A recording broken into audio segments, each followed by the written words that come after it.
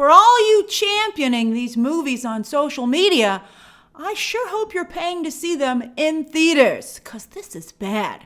And I have to say, for a while, we've debated as to whether or not Twitter really does indicate what's popular. And I think at this point, Elon Musk has driven enough regular people off of Twitter that it is no longer reliable as to what's popular. Although, for the most part, these movies haven't even been particularly popular on social media. It's so bad, so let's get into it. Yes, hello and welcome to this week's Movie Math, where it's becoming more and more clear.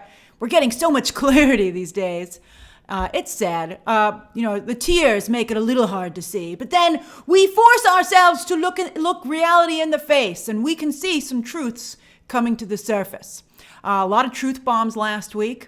And this week, I think we're seeing what a deft touch Greta Gerwig has and what an incredible balancing act she pulled off with Barbie. I can't believe she's still going with Narnia at Netflix. I feel she should be doing something bigger. Although she just brought Amy Pascal on to work on her with that. They worked together on Little Women, which was phenomenal. And also Greta Gerwig mentioned that she grew up in a Christian household, and that makes me feel better about her ability to adapt that material because it leans so heavily religious commentary. I love Greta Gerwig. I'm excited for her next chapter, and I trust her at this point. I'm a little nervous. I wish she was making a big movie for theaters, but let's see how this works out for her. Maybe she's crazy like a fox. And kudos, by the way, also to Margot Robbie, who not only produced Barbie, but stars. And, she's had a rocky road, but this one, everything really fell into place. And because she's part of who put everything in place as the producer, I think she really deserves credit for it. She managed to be extremely progressive with the film itself, yet kept that type of conversation off of the red carpet, the press tour, and even the ad campaign. By the time certain groups realized what Barbie was, it was too late. And that was really genius. And I think not enough attention is being paid to how Barbie managed to do that. And it's no secret that women have had a particularly tough time in the court of public opinion. Forever! All time, since all time. Although, as I recently pointed out, men are not immune. Tom Hanks has become very aggressive in his political and social commentary, and it has affected his career. I think George Clooney, on a smaller scale, has also been affected by some of his personal activism. But of course, for the purposes of this conversation, I am referring to Brie Larson and now Rachel Zegler, who are delivering box office numbers that would be awesome for smaller budgeted films that weren't part of large franchises. I mean, Songbirds and Snakes is half the budget of the Marvels, but still, considering what the Hunger Games used to bring in, not adjusted for inflation, this is really disappointing. And this conversation, we're probably going to be having it next Sunday too, with Jennifer Lee's Wish hitting theaters for the Thanksgiving holiday. I saw it yesterday, I'll review it tomorrow, but I can tell you already, it features strong social commentary and skews heavily female. It very much fits with this group of movies. And they're 3 in a row, and so they might be cannibalizing each other a little bit. But I mean, then one of them will be doing very well, and none of them are. As we discussed last week when the Marvels imploded, it's pretty clear that the vast majority of audiences don't want activism in their blockbusters. Case in point, look how well Chris Pratt is doing. You can't deny it. Now, of course, activism, and I enjoy Chris Pratt on screen. As I've said before, I just have trouble with some of his evangelizing. And also, I gotta say it, I hate the way he treats his wife. All right, so anyway, and his ex, so bad.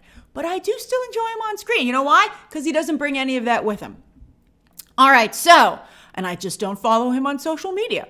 Now, of course, activism in movies and entertainment overall is very important.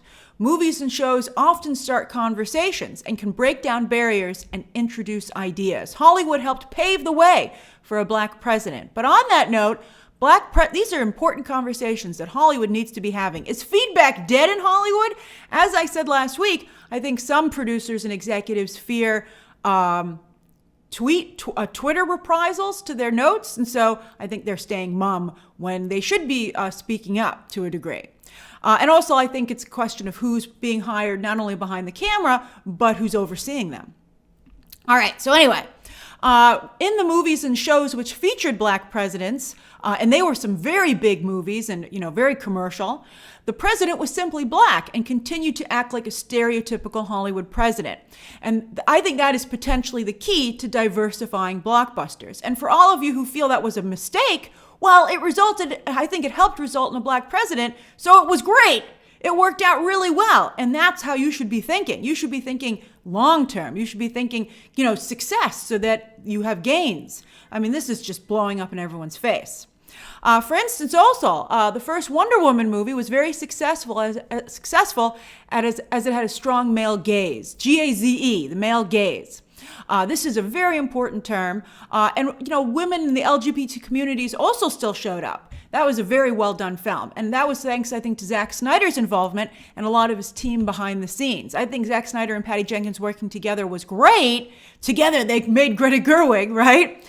And that the film appealed to both to multiple groups. It had broad appeal. It still appealed to the male gaze while still also appealing, bringing in women in the LGBT viewership, Wonder Woman has always been, well, particularly with the LGBT community, Wonder Woman's been quite popular.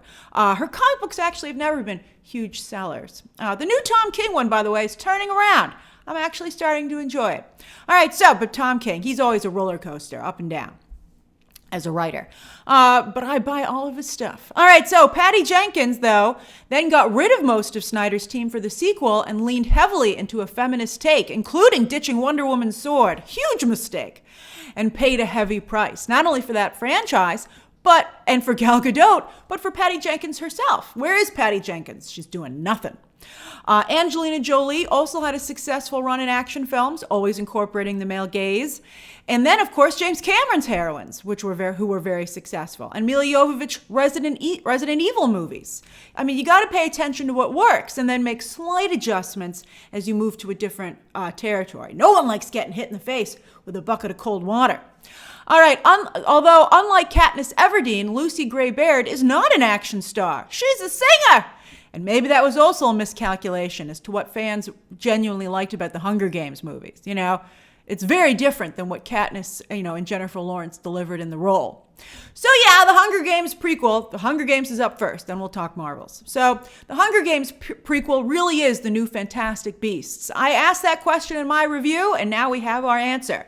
A mere shadow of the original films, from box office to Rotten Tomatoes scores to cinema score.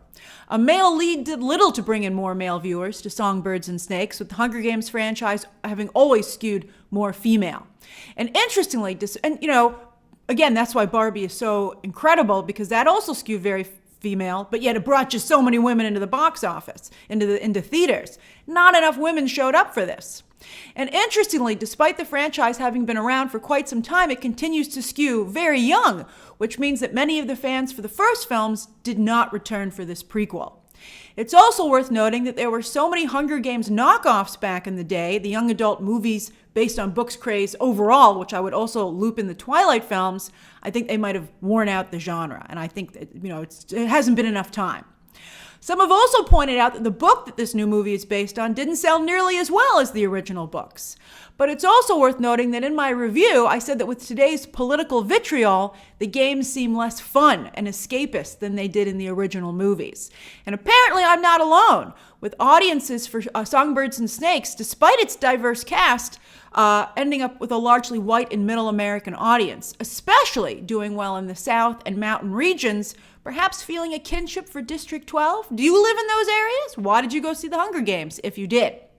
Point is, though, Rachel Zegler doesn't appear to have expanded the film's appeal, although maybe she could argue she helped with the younger viewers because she's really big on TikTok and social media.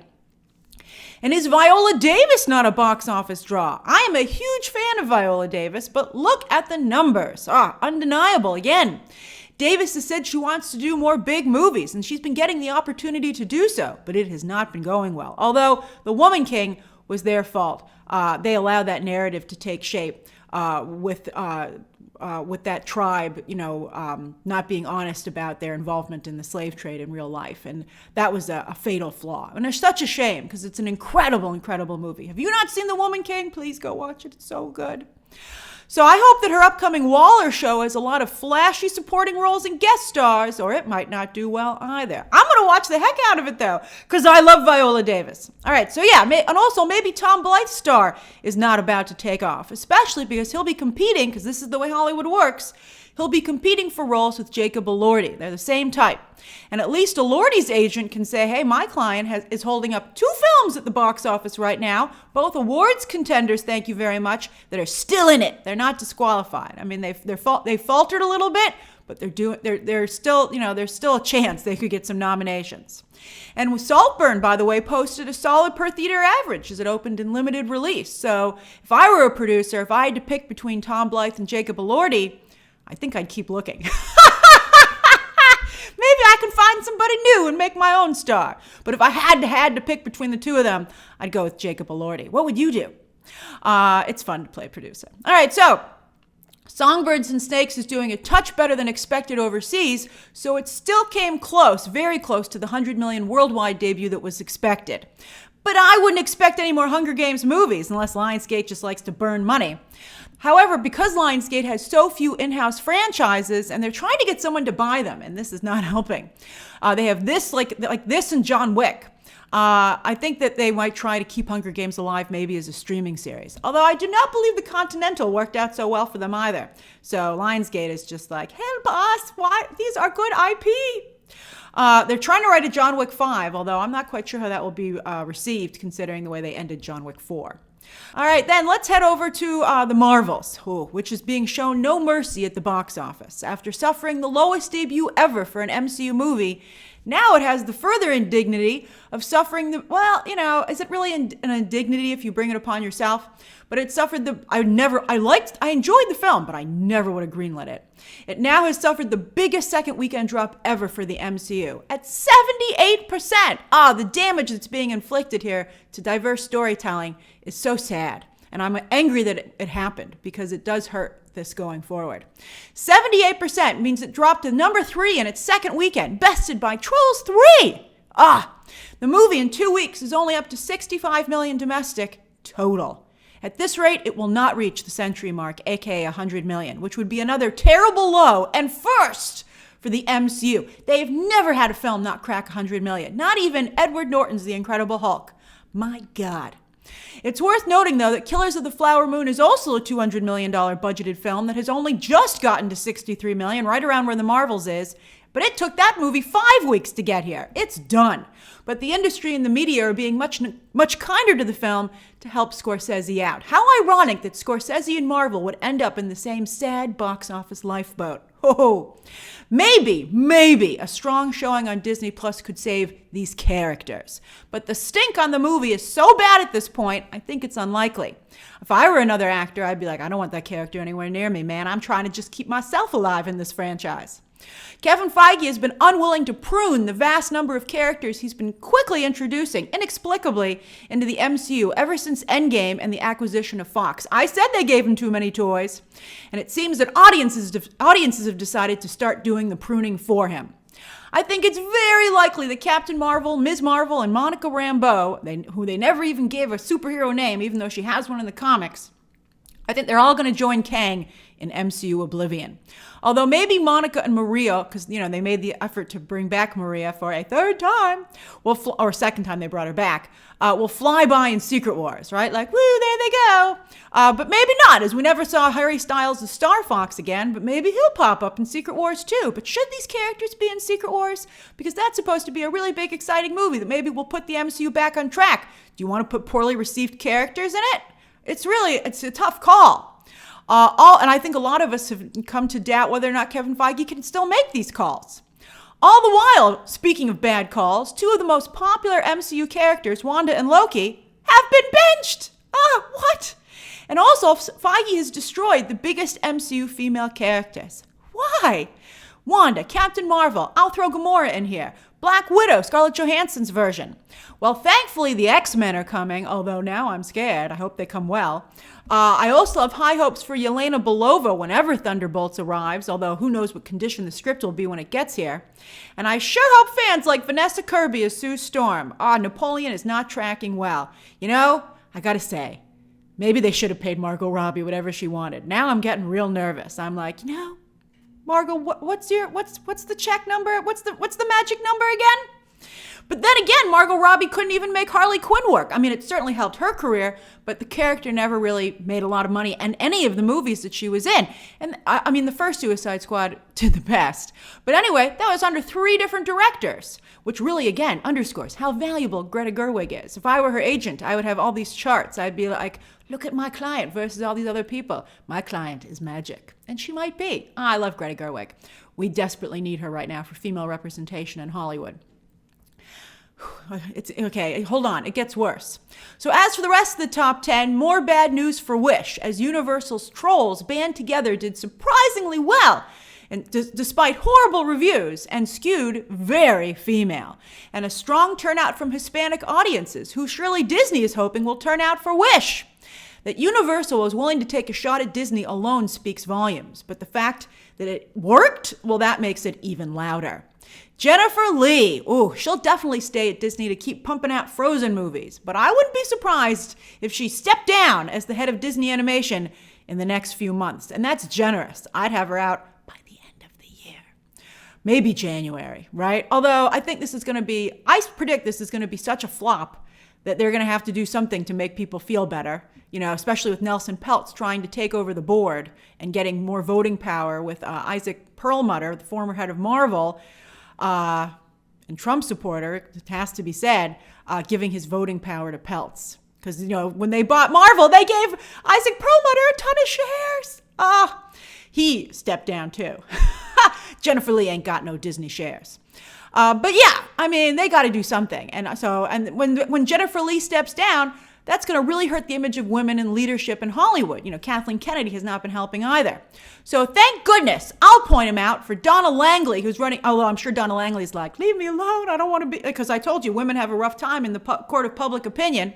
But Donna Langley is running Universal, which is on fire, so good for you, Langley. Greta Gerwig, Margot Robbie, actress and producer, and yes, Amy Pascal. I am still in awe of Pascal's comeback. Who would have ever thought she would have come back from that?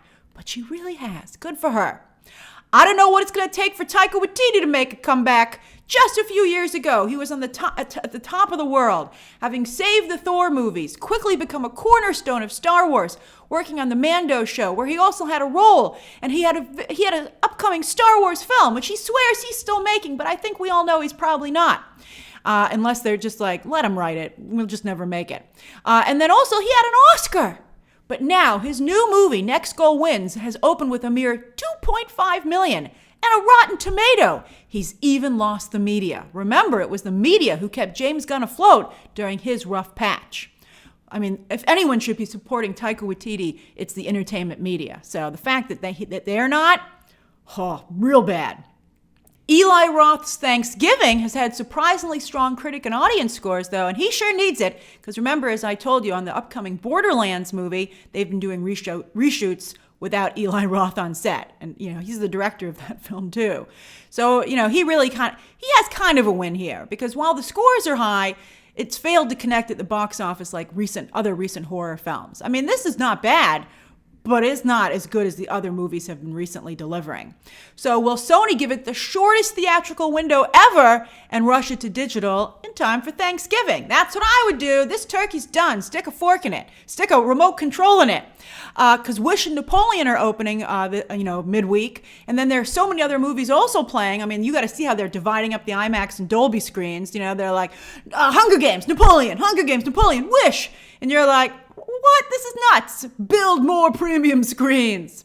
And the movie theater companies are like, actually invest in our business? What are you, nuts? All right, so anyway, basically all the screens, there's a run on screens, and Thanksgiving, because it only has moderate to low box office, is going to be stuck on all the tiny, tiny screens. So you might as well maybe have people watch it as a laugh on Thanksgiving. I would put it out on Tuesday. Because, once Thanksgiving hits, who cares? So I would want to make as much money as I could Tuesday, Wednesday, Thursday. They probably feel they can do that in theaters, but I think they're making a mistake because this movie will be dead until next Thanksgiving. What would you do? Again, put on your producer hat if you were in charge of distributing Thanksgiving. And The Holdovers continues to, speaking of release strategies, it continues to expand and continues to do solid theatrical business. And it's a holiday film. It's going to go wide for Thanksgiving. But I think this is one at this point, most people are still also waiting for digital. It'll hit digital during the holiday season. I think it's going to be good. And it has very good awards buzz, by the way. So don't count this movie out. I can't believe Alexander Payne is doing okay, considering his scandal. And the biggest movies in the top 10 right now, Taylor Swift and Five Nights at Freddy's. Two bold swings that also, like Barbenheimer, were event movies. And truly the way to go right now. And perhaps, potentially, the future of Hollywood overall. I think it is.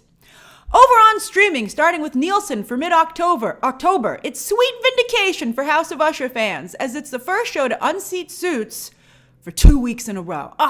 Many of you have pointed out that Mike Flanagan is actually headed to Amazon with a new deal, and we'll see if his fans follow him there, because Netflix, the Coke of streaming with the biggest subscriber base still, is really the only service that can supercharge a show like no other. But again, maybe Netflix, as I said last week, or when we've been discussing the Netflix charts, maybe they can make a content deal with Bill Burr, because Old Dads has hit the Nielsen charts, and it's the only movie on the overall chart. That's it. The movie's not even that good, but I think Bill Burr is a strong comedic talent. Netflix's Bodies is also a surprisingly strong hit, and the new Goosebumps just made it onto the overall chart as well, showing that brand is still a draw. And it was another show split between Disney Plus and Hulu, which seems to be a solid strategy, although soon that will be one service. Loki, I wonder if that will make their viewership greater or smaller. All right, anyway, Loki still isn't on the overall chart, and it's even doing a different kind of slipping. On the show, there's time slipping, but now it's slipping down the originals chart, to 5th place. It's such a good show. Just showing, I think, the damage that's been done to the overall Marvel brand, because that show should be a hit. Then with movies, there's Old Dads at number 1, while Elemental, while it's not as strong as it was out of the gate, has found its holding pattern in like solid numbers. It's high up there, as you can see. Haunted Mansion is slipping, but that makes sense. It's really a seasonal film. But although you would think it would play a little stronger through, when we haven't hit Halloween on the streaming charts yet, or on Nielsen. No Hard Feelings on Netflix is also low, but again, it only hit Netflix on the 22nd, which is the last day of this chart. So we'll see how it does next week on the Nielsen Movies charts. On Netflix's charts, The Killer is a strong number 1, a much bigger debut than we've seen here in a while. David Fincher still got it, to a degree, because he is on Netflix. I miss Manhunter so much, but that also didn't pull in big enough numbers to warrant its budget. I enjoyed The Killer. It's got one excellent fight scene. A friend of mine described it as if John Wick was directed by David Fincher, and also pointed out how much Keanu Reeves brings to that franchise. But it's a streaming film for sure, and it feels more like a comic book than most other comic book adaptations, in that it feels small. Usually Hollywood tries to upgrade and expand these things a bit, and I still wonder if this was like a pandemic production, because that's what it kind of felt like to me. Again, I don't really think I would recommend it in theaters, but it's a solid stream. Just stick with it. It gets much better after the first 20 minutes. Not a great selling point for a movie, but it's the truth. All right, with shows, All the Light We Cannot See continues to do well despite its poor reviews, while like the new Castlevania before it, Blue Eye Samurai is doing solid numbers. But, I think animation has gotten to a point where it's inexpensive enough that it's worth it for Netflix. And on iTunes, Barbie is now available to rent, so it's back at number 1. How nice is it to see the creator right behind it, right? I hope people continue to discover it on digital for a while, because look at how long some of these other movies have been on here. Look at The Equalizer and Mission Impossible Go. Dial of Destiny is back in here because it's on sale for $10. Go get it if you're interested. Jim Carrey's The Grinch continues to be the only holiday movie in the top 10 so far. And while people aren't flocking to the new Songbirds and Snakes, they are buying the 4-film collection, a steal at $18. Ooh, look at these sales. Do sales motivate you to buy, to add to your digital collection? For me, my digital collection of movies is a weird hodgepodge, because with streaming services, I never really feel the need to buy a movie. I'll buy a movie if it's just come out and that's the only way that I can watch it. So I have some weird movies in my collection at this point. Like, I own Dumb Money. I did not like Dumb Money. As I said, that just did not come together. but I own it. And then also there are some movies that I watch so many times, like holiday films and films that are my favorite, that it's worth it to me to pay. It's worth it to me because it saves me money. And even though some of these films are on streaming services, by owning them, I always reliably have them because I know I'm going to want to find them easily. So I'm wondering what your strategy is for your digital collection. All right, so it's the thing, and if you even have a digital collection. Oh, we're going to talk about Oppenheimer in just a minute, physical media fans. All right, it's the Thanksgiving holiday weekend, which starts on Wednesday, and Hollywood desperately wants to be part of your 5 days of fun. Rest of the world, enjoy this entertainment feast, even though you're not sitting down for a Thanksgiving feast. You're welcome. Wish and Napoleon hit theaters Tuesday afternoon, some of the screenings starting quite early, while Saltburn... When does your Thanksgiving weekend start? Mine's like Wednesday afternoon, basically. While Saltburn and the Holdovers both go wide on Wednesday. If you haven't seen them yet, you'll be able to see them in a theater near you starting on Wednesday. And Netflix puts Maestro in a handful of theaters to qualify for the Oscars, but the movie doesn't hit Netflix until December 20th, an unusual move for Netflix, which usually only has a 1-week theatrical window. I think they really they're really pushing for Maestro here. I don't know if it's going to work for Maestro. I didn't care for the film, and its Rotten Tomatoes score has been slipping. But I think there's a curiosity factor. It's a very beautiful film, and it does have a lot of visual flair. So I'll be curious to see if people see it in theaters. It depends on how many theaters Netflix is even releasing it in. Usually they only do like a handful. But if it's not going to Netflix till the 20th, this might be a legitimate release. What are your plans for Maestro? I gotta feel it could be pretty good. I really didn't like. Go check out my review for my thoughts on Maestro. Also on Tuesday, Oppenheimer finally hits digital and physical copies. Usually it hits digital, these movies hit digital first, and then they have a physical release a couple of weeks later. Not Christopher Nolan's film, because he, of course, is an old school crusader. So that might steal away viewership from Napoleon and other Thanksgiving offerings. Are you buying Oppenheimer, and will it be on digital or physical media? Christopher Nolan's been going around saying he worked so hard to make sure this transfer was beautiful, as good as the theatrical experience. Although, of course, as you know, it's not that kind of movie after all, even though that's the way the ad campaign had it. But still, the movie made almost $1 billion. It's a big movie.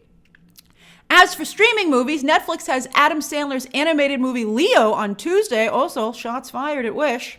Well, I heard that's quite good.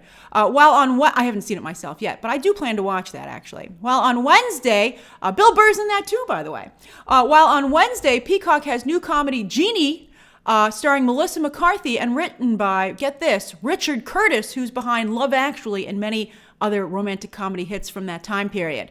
So maybe the movie will surprise people, or maybe it will surprise people the shape that Richard Curtis's career is in right now. Also on Wednesday, Paramount Plus has Good Burger 2, and Apple TV has The Velveteen Rabbit. That is a phenomenal book, like a must-read for decades. But I watched the trailer for that, and I wasn't too impressed. So go read the book if you haven't already. I'm sure most of you have read The Velveteen Rabbit. And Thursday, Disney Plus has another new holiday movie, this time The Naughty Nine, with Danny Glover as Santa. Finally, with series, a new season of Fargo debuts on FX on Tuesday. They seem to have gone the long kiss goodnight route on that. Good luck being as good as that movie. Although I might try it, I'm not sure. Are you going to watch the new season of Fargo? That show was so good when it first started, but I feel it just got less good with each season. And then there's also a new show, Obituary, on Hulu. The cast for Fargo, by the way, is really amazing, the new show. And then this is interesting. Squid Game The Challenge drops on Netflix Wednesday, but it's weekly. At first, they were going to do like in 3-episode chunks, which I thought was probably a good idea.